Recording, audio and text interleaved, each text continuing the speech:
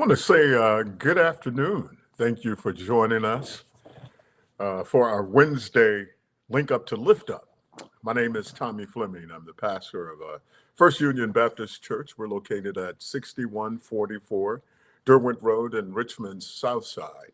And we want to take this opportunity just to welcome you to our broadcast on this Wednesday. Started off a little cloudy on the outside, but the sun is just shining right now, and that's a good thing.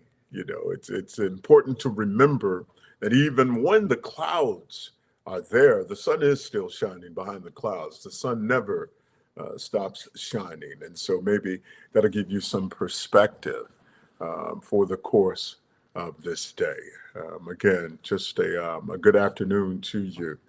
And I wanted to drop in right quick and just share a few words with you for this Wednesday. I just had the pleasure of joining a lovely couple together in matrimony today. So that's why I'm all dressed up and everything. And it was truly a blessing, someone who was very near and dear to my heart. And so I extend my congratulations to both the bride and the groom, and wish them many, many, many years of marital bliss. As I told them, I said, marriage is not perfect. Well, more so, the people involved in marriage are not perfect, and that there's only one marriage in existence where everything has gone perfectly. And that, of course, is my marriage to my wife. Amen. Amen. So, again, I hope all is well with you today. I wanted to share a word with you. You know, on Monday, Wednesdays, and Fridays, we have put together a string of emails that we send out. And that email is rooted in a real effort to sort of be able to actually read the Bible in its entirety, from cover to cover, to read every element of it. And as I've often said over the course of the last month or so, you know, I am quite confident that in my 20 years of preaching, I have been through the greater majority of the Bible in study and Bible study, in sermon preparation, in counseling, in all of those areas that I've probably had an opportunity to touch just about every aspect of the Bible. But I have never sat down with the intent. Well, I've sat down. I've never completed the effort. I've tried before. And so at the beginning of this year, you know, I purposed within my heart to sort of put together a guideline for reading the Bible. And it's built upon a reading the Bible in a year program. And so, you know, there are no time constraints on it. The most important thing for me was just the ability to be able to sit down and in a systematic way, just take a look at the Word of God. And so we provide audio files with that as well. And I do the voice work for the audio files. And so today, as I was going through the scripture for today, our New Testament reading was found in the book of Matthew. And so there were a couple of readings from the book of Genesis, chapter 38 and 39. And then we segued into the New Testament. And the New Testament was a fairly extensive reading of the 13th chapter of Matthew. And there was one verse that just captured my attention as I read it. I think we were reading from like verse 32 down through the end of the chapter, verse 58. Verse 36 through 58 is what it was. And at the 44th verse, I came across this nugget. This thing, it just really grabbed my attention, just so sharply. It says, God's kingdom is like a treasure hidden in a field for years, and then accidentally found by a trespasser. Lord have mercy, a trespasser. The finder is ecstatic. What a find. And proceeds to sell everything he owns to raise money and buy that field.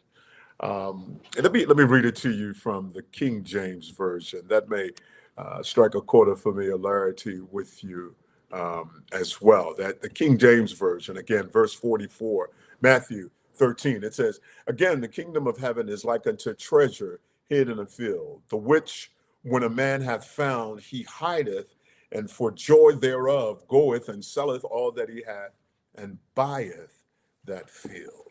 Um, and the thing that struck me about that um, was the phrase "sellout."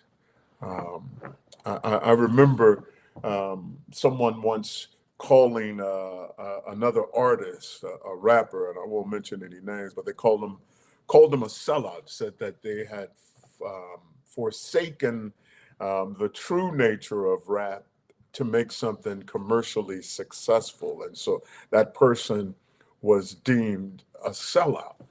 And that term sellout has some deep rooted connotations, but the most practical application for us is the concept of having given everything we have to be something that we're not, given everything we have to be something that we're not. I was sitting at home earlier today, um, and I was going through the TV, and I came across um, this show. I believe it was the show was called The Thousand Pound Killer or something like that. But it involved a woman who was very obese. This woman at one point was considered the heaviest woman in the world, and that a nephew of hers had been killed. According to police, it appears that he had suffered traumatic head injuries, and so um, she confessed that she accidentally sat on the boy or fell on him, and that is what caused the massive head trauma that he experienced. But the forensic evidence indicated that it was not just a single blow, but it was repeated blows. And so it came to light that she was actually trying to protect her sister, that her sister had, in fact, um, hit the young boy and injured him in such a way that it resulted in death. But throughout this, her introduction to the police and to the media, her lawyers, they became concerned about her. This woman weighed at the time 1,100 pounds. Um, and so the story goes from her being found not guilty and her sister being arrested to her weight loss um, journey. That her goal was to um, to lose enough weight so that she could be eligible for a gastric bypass. This woman had spent the past 2 years um, in bed, had spent a couple of years actually trapped within her house, unable to leave her house. And so, um, we began this weight loss journey. They went through all of these incredible things. The bottom line was she ended up going from 1,100 pounds down to 341 pounds. Um, and she said something that just completely resonated with me. That the first opportunity she hadn't walked in 2 years, and so she was able to get up on her feet and actually walk around. And so she went to visit her family, and her mother was so glad to see her. The kids of her sister were staying with her mother, and she wanted to adopt those kids and raise them. But when she got to the house, she's glad to see her family. Hasn't seen her family in a few years. And they sit down to eat. And she says that I had a moment of revelation. She said that even though I love them, I cannot love what they love. Um, she was looking at the food that they were eating, and she knew that what they were doing was bad for her. It wasn't a condemnation of what they were doing, but it was an observation of the effect of what they were doing would have on her. And she, in effect, sold herself out for her health, sold herself out for her weight loss. She was sold out on the process of being healthier. She was sold out on the process of losing weight because, in order to get custody of her nieces and nephew, she had to be able to firstly take care of herself, that she could not do anything for the kids until she was first able to do for herself. And so as I read that verse from Matthew and heard this quote from this woman, my mind was blown because it is indicative of the type of decisions we must make within our lives when it comes to being sold out for the Lord. Look, the text tells us it's a very interesting parable. You know, Jesus was putting forth a series of parables. As a matter of fact, chapter 13 is filled to its brim with parables. And so he had spoken in parables throughout the beginning of the chapter because he was speaking to the larger group of disciples. But once he got off alone by himself with his core group of disciples, he began to teach them in a way that was not parabolic, in a way that was not centered in parables. But he says, the kingdom of heaven is like unto treasure hid in a field, the which when a man hath found, he hideth, and for joy thereof goeth and selleth all that he has, and he buys that field. You know, when I read the Message translation called the man a trespasser. He says, God's kingdom is like a treasure hidden in a field for years and then accidentally found by a trespasser. See, the problem was that the person who found this treasure was not the owner of the land. See, before they had banks, people would very often bury those things that were important to them: money,